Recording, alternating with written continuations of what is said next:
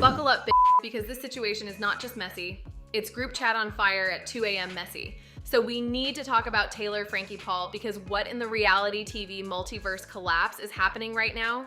The Bachelorette didn't just get canceled, it got Thanos snapped out of existence overnight, and suddenly all the tea is spilling like someone kicked over the entire kettle. Unpopular opinion, but we cannot hate men so much that we are now excusing what Taylor Frankie Paul did. It was reactive abuse. He was recording her. He pushed her to do that, and that's why he had his phone out. I don't give a shit. I don't care what he did or what he said. You don't throw chairs when your kid is 2 feet away from you. Stop making excuses for what she did. Apparently, some of the Mom Talk crew were already side-eyeing things hard behind the scenes. Like, they literally went to ABC producers and were like, hey, are we filming a dating show or an episode of Dateline? There was even a 30-minute Zoom call earlier this month that got tense. And not awkward silence tense. More like someone's about to leave the call and immediately text receipts tense. And then boom, plot twist number 47. Dakota reportedly has a restraining order and temporary custody right now, which is not exactly giving rom-com energy. That alone would be enough drama, but no, the universe said, let's add 12 more layers. Taylor has basically been living in headlines like it's a luxury Airbnb, nonstop. This week, that 2023 argument video resurfaced, and yeah, it's not just messy, it's genuinely hard to watch. Like chairs flying, a child caught in the middle. It's the kind of clip that makes you pause and go, oh, this is way bigger than reality TV drama. And ABC, they saw that and said, yeah, we're not airing this season, actually, faster than you can say PR nightmare. Because before that video dropped, most people only saw the body cam clips and the arrest footage, which, let's be honest, people consume like it's just another TikTok. But now that more context is out, everyone's suddenly realizing this isn't just spicy influencer drama, it's serious. And once the internet collectively goes, oh, yikes, there's no saving your Sunday night lineup. Then Miranda and Layla jump in with statements at basically the exact same time, like suspiciously synchronized. Not saying PR group chat, but if it walks like PR and posts like PR, both of them were very clear. Zero tolerance for DV, full support for the kids. And honestly, you can tell this hit them on a personal level, especially with Layla sharing her own experience. It's not just commentary, it's personal. But also, people are immediately like, okay, but why now? Because rumors are already flying that ABC might be eyeing them as replacement bachelorettes. And suddenly those perfectly timed statements start feeling a little less coincidental and a little more strategic.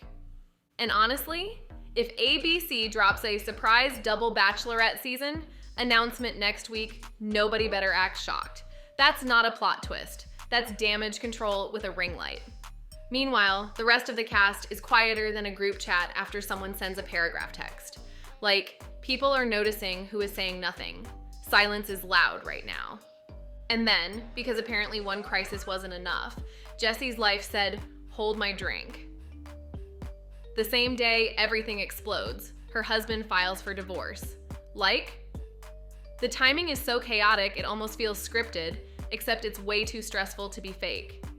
Jessie had already been spiraling about this on the show, worried about money, prenups, her business, basically realizing her safety net might actually be made of wet paper. And now he files first? That's not just messy, that's strategic messy. Fans are shocked, but also kind of relieved for her. Because let's be honest, watching their relationship last season felt like watching someone ignore 47 red flags because they matched the decor. Now behind the scenes, things get even more wild. Apparently earlier this month, the cast basically told ABC, yeah, we're not comfortable filming if this situation is still unfolding. Which is fair. Nobody signs up for a reality show thinking they're also signing up for a legal documentary. There was a Zoom meeting with actual Disney executives, like suits involved, not just producers with iced coffee.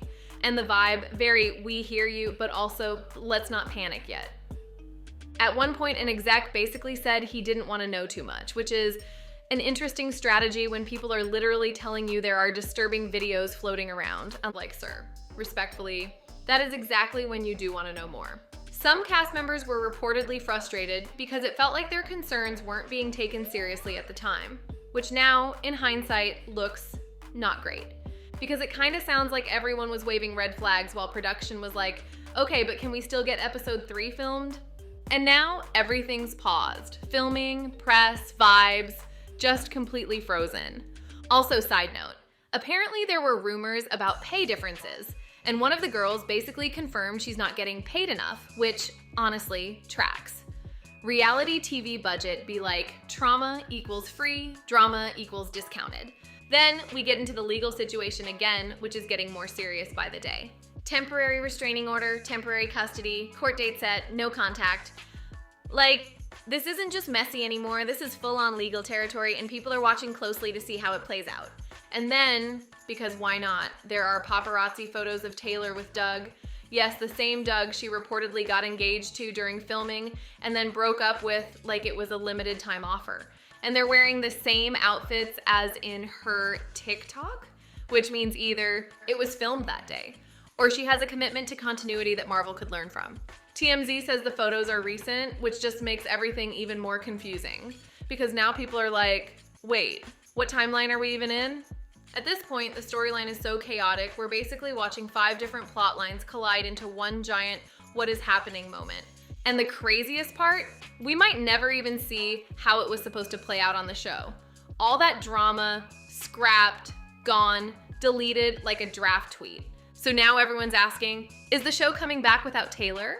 Are Layla and Miranda about to get promoted? Is Doug about to get a Bachelor arc? And what even happens to Mormon wives now? Honestly, it feels like we're one update away from another plot twist. Because right now, this isn't just tea. This is a full-blown reality TV hurricane. And we're all just refreshing for the next headline.